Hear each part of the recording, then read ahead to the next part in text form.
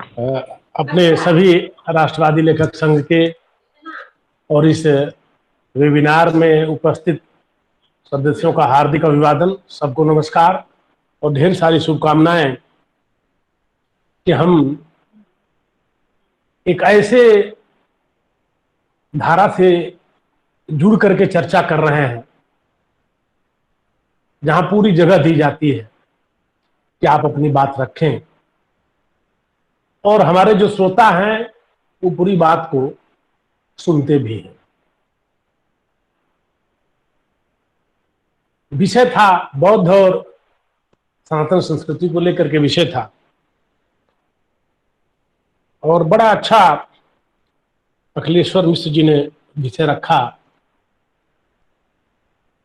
वेद के बारे में मतलब जो धारणाएं थी जिसको लेकर के बाबा साहब भीमराव अंबेडकर विरोध भी करते हैं, वेद का अपौरुषेय है।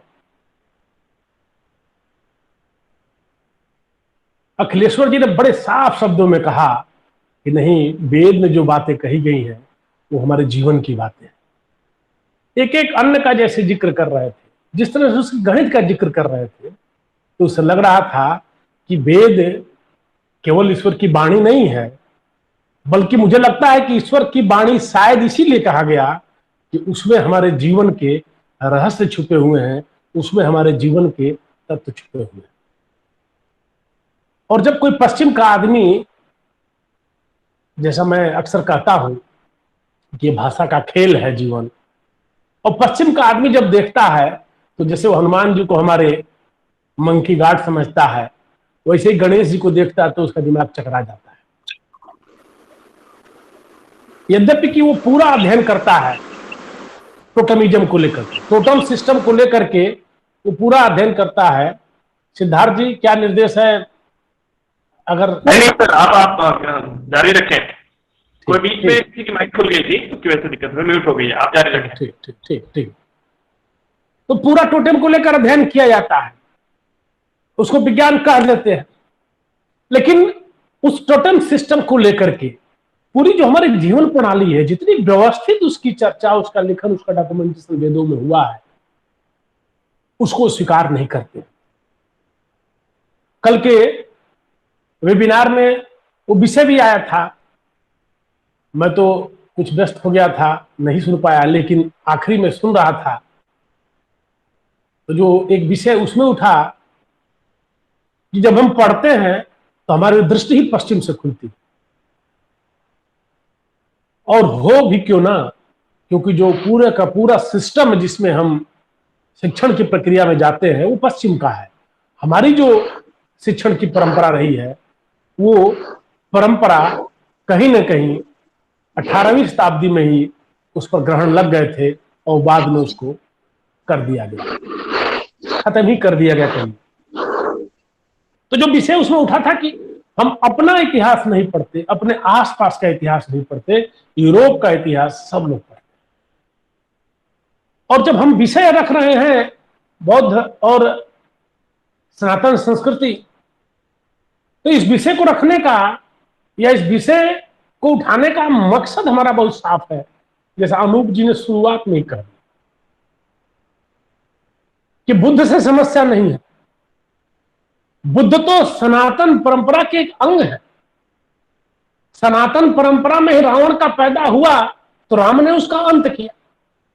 सनातन परंपरा में भी कंस पैदा हुआ, उसको अंत किया गया। कोई भी चीज सूक्ष्म रूप में रहती है तो वो निर्दोष हो सकती है, लेकिन जब स्थूल भौतिक रूप में आती है तो उसमें जड़ता के कारण से दोष आना सहज है।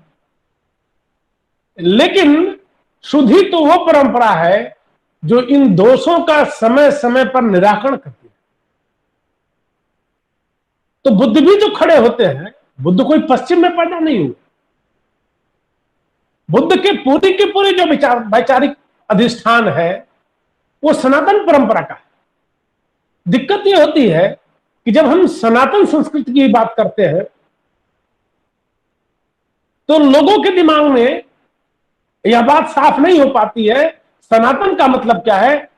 जो चिरकाल से चल रही है, जिसका विकास मनुष्य के सहज जीवन के क्रम में हुआ, जिसका विकास मनुष्य का जीवन सहज बना रहे इसके लिए हुआ है। अगर इस तरह की दृष्टि होती तो शायद वो समस्या नहीं होती। लेकिन जब सनातन की बात हम करते हैं तो बुद्ध उस परंपरा में इसलिए आते हैं कि बुद्ध को लगता है कि समय के साथ दोष हुआ है, अगर दोष हुआ है तो उसका निराकरण होना चाहिए। उसके लिए बुद्ध खड़े होते हैं और बुद्ध की उस परंपरा से, उस वैचारिक अधिष्ठान से कोई संकट भी नहीं है, क्योंकि बुद्ध ने जो चिंतन परंपरा की है, जो उनकी पूरी की पूरी तत्व मीमांसा है, वो तो सनातन मूल्यों को लेकर के है। उसमें सनातन मूल्यों का कोई विरोध नहीं है। वो कहीं ना कहीं से कह सकते हैं कि इस सनातन परंपरा में जो एक चिरंतन चिरकाल से चली आ रही थी परंपरा थी, इसमें सड़ांध कहीं आ गई थी, इसमें कहीं कोई दोष आ गई थी, कहीं कोई दुरूहता आ गई थी, उसको दूर करने के लिए खड़े होते हैं बुद्ध। और आप सबको पता है कि बुद्धिज्म खुद उसी तरह के दुरूहता में जाकर उलझा है। बाद के कालों में आप देखें तो हुआ है।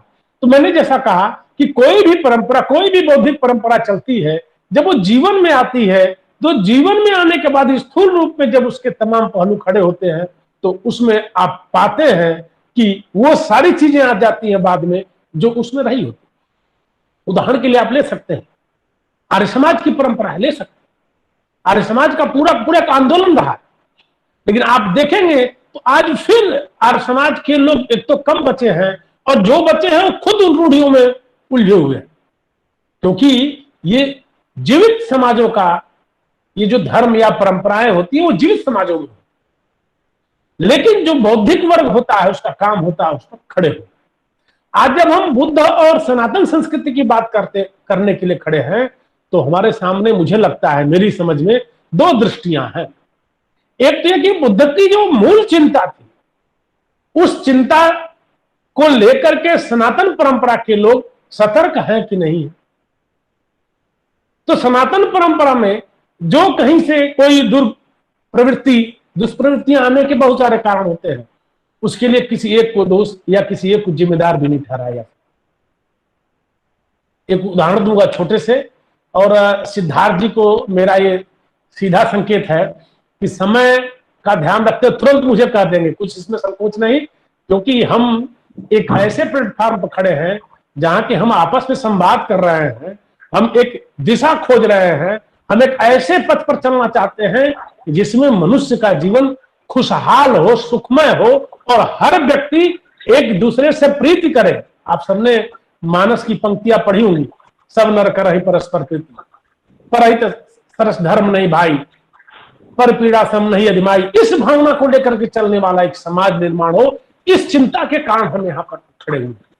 और इसीलिए जब बुद्ध को बात होती है तो एक प्रश्न चिन्ह खड़ा होता है, क्योंकि आज एक समाज ऐसा खड़ा हो गया जो बुद्ध का नाम लेकर के, बुद्ध ने रावण की परंपरा की चर्चा नहीं की।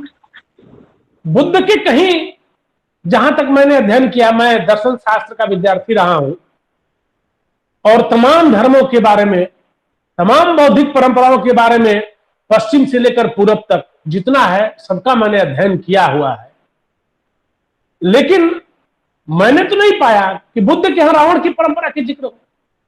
लेकिन यदि आज कोई व्यक्ति बुद्ध के नाम पर रावण को खड़ा कर रहा है तो ये तो दुर्भाग्य है।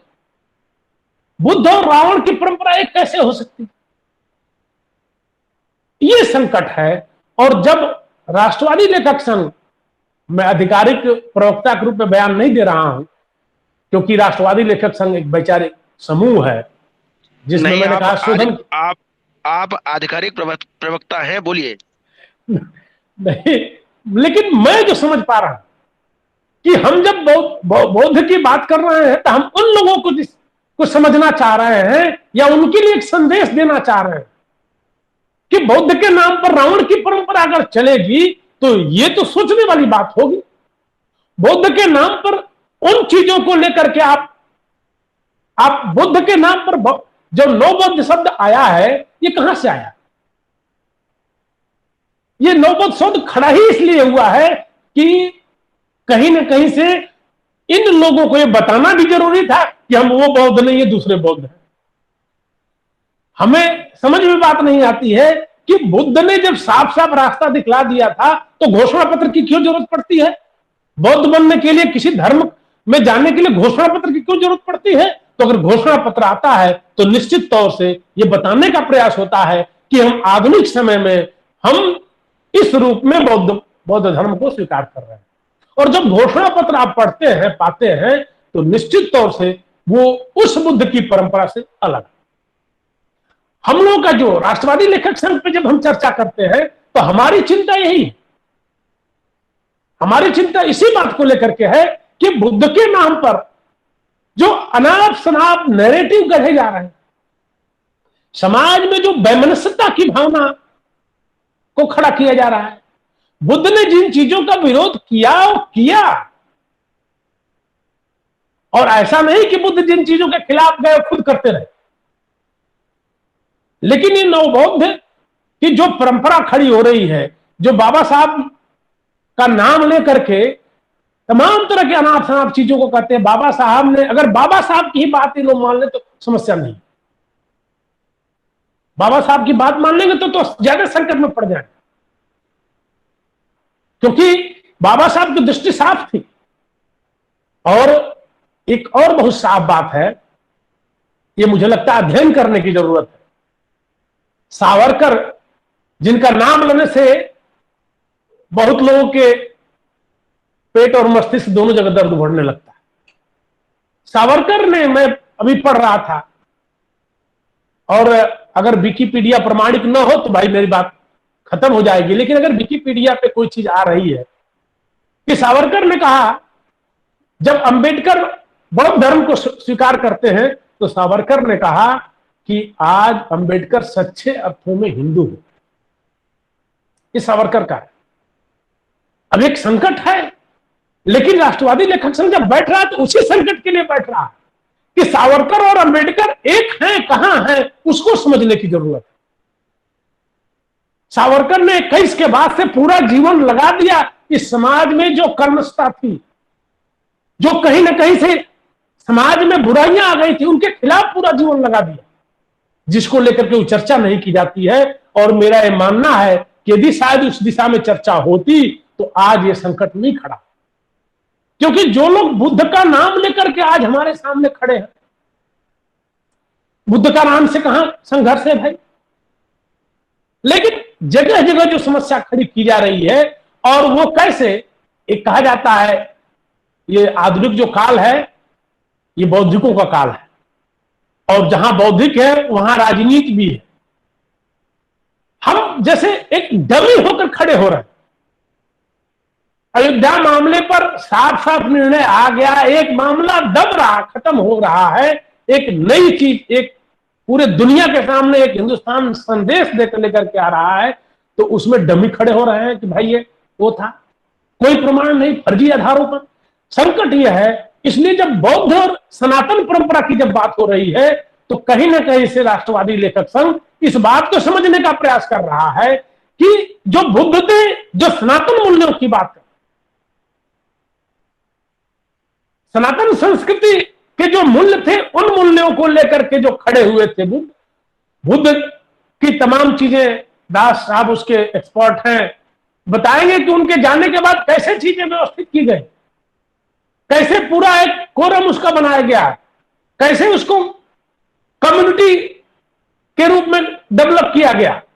और बाबा साहब भी कहीं ना कहीं से अगर बौद्ध धर्म स्वीकार किए थे, पिछले व्याख्यानों में इसकी चर्चा आई थी, उनको मौका नहीं मिला कि बौद्ध धर्म को किस रूप में ले जाना चाहते थे। अपने जो अछूत, जो दलित भाई हैं, उनको खड़ा करने के लिए बौद्ध धर्म का कौन सा स्वरूप खड़ा करना चाहते थे, उनको मौका नहीं मिला कि उसको सामने ले आ सके। और बाद के जो बुद्धिजीवी थे वो भी उनको खड़ा नहीं कर पाए कि हमारे यहां जो एक बड़ी परंपरा थी, एक गलत परंपरा आ गई थी, अछूतों की व्यवस्था जो हो गई थी, चाहे जिसके कारण भी हो, वो कैसे दूर किया जाए आजाद भारत में। और उसको लेकर बुद्ध जो चलना चाह रहे थे वो परंपरा नहीं चली, और उसी में कुछ छद्म, जिनको ये भारत की एकता देखी नहीं जाती है, उनको देखा नहीं जाता है कि कभी कोई एक व्यक्ति, कोई एक समूह श्रेष्ठ हो जाता है और कभी वही समूह दूसरे समूह के आगे शरणागत। हम लोग की जो परंपरा है, मैं अपना एक निजी अनुभव बताऊं, हम लोग भाई सनातन परंपरा के हैं, तमाम कर्मकांड भी मैं तो करता हूं क्योंकि पारिवारिक एक पृष्ठभूमि रही। मेरे यहां पंडित जी आते हैं, ऐसे तो मेरे पैर छू दे, लेकिन वहां जब मंडप में बैठते हैं पुरोहित के रूप में, तो वहां तो हमें उनका पैर छूना। ऐसे तमाम परंपरा, उसको मैं जाना नहीं चाहूंगा, लेकिन मेरा कहना है कि ये ऐसी चीजें जहां थी, तो वहां से जो बुराइयां आ गई, उन बुराइयों के खिलाफ हम, ये जो विमर्श आ रहा है, ये इसीलिए आ रहा है कि हम जब बुद्ध की बात करें तो उनके मूल्यों की चर्चा करें। और ये जो जिनको नवबुद्ध कहा जा रहा है, ये वो खुद बुद्ध के जो वैचारिक क्या कहते हैं मूल्य धर्मिता, तो उससे खुद हटे हुए। केवल कह देने से नहीं बात हो जाती, क्योंकि बुद्ध तो इस देश की परंपरा रहे हैं, बुद्ध तो दुनिया में फैला है यहीं से। और बुद्ध कैसे गया है, बौद्ध धर्म कैसे फैला है? बौद्ध धर्म फैला है अपने शांति प्रेम के संदेश। ये शांति प्रेम का संदेश क्या कोई तात्कालिक संदेश है क्या? ये चिरकाल से चला आता हुआ संदेश। कैसी संस्कृति है, आप कल्पना कीजिए, दुनिया के इतिहास को उठाइए, देखिए कैसी संस्कृति है कि राजा युद्ध करते हैं, किसान खेत में खेती करता है, किसान खेत में खेती करता है, राजा युद्ध करते हैं। राजा की सेना किसान के खेत से नहीं जाएगी, अगर जाएगी तो उसका हर्जाना भरेगा राजा। जिस देश में इस तरह के मूल्य रहे हो, उस देश में अब कौन से लोग आ रहे हैं जिनको हथियार के आधार, भय के आधार पर, तलवार के आधार पर जिन्होंने अपने धर्म का संदेश दिया, जो धर्म लेके जा रहे हैं, जो तमाम तरह के छल प्रपंच के नाम पर धर्म लेकर के आ रहे हैं। आप देखें, आपको भजन समझ में आएगा ही नहीं कि कौन से धर्म की भजन हो रही। हम क्या कहेंगे, वो खुद ही बता रहे हैं कि ये भी एक भगवान है, इनकी भी भजन होने लगा, आरती होने लगी, पूजन होने लगा। और तो और छोड़िए, जिनको हम पाखंड मानते रहे, उन पाखंडों को हथियार बना लिया लोगों। तो मुझे जो लगता है कि ये जो बौद्ध और सनातन परंपरा की जब हम बात कर रहे हैं, तो हमारा मकसद बहुत साफ है कि हमें चाहते हैं, बौद्ध से समस्या नहीं है। बौद्ध धर्म तो मैंने कहा है मूल्य की, हमारे परंपरा की बात। समस्या उन लोगों से है जो बुद्ध का नाम लेकर के, जो बुद्ध के नाम पर उन्हीं की शिक्षाओं के विपरीत जाकर के खड़े होते हैं, जो समाज में वैमनस्यता पैदा कर रहे हैं। तो मुझे लग रहा है, सिद्धार्थ जी संकोच न करिएगा, क्योंकि अभी यशवान जी बोलेंगे, प्रश्न भी पूछोगे, तो मुझे लगता है कि मेरा समय पूरा हो गया होगा।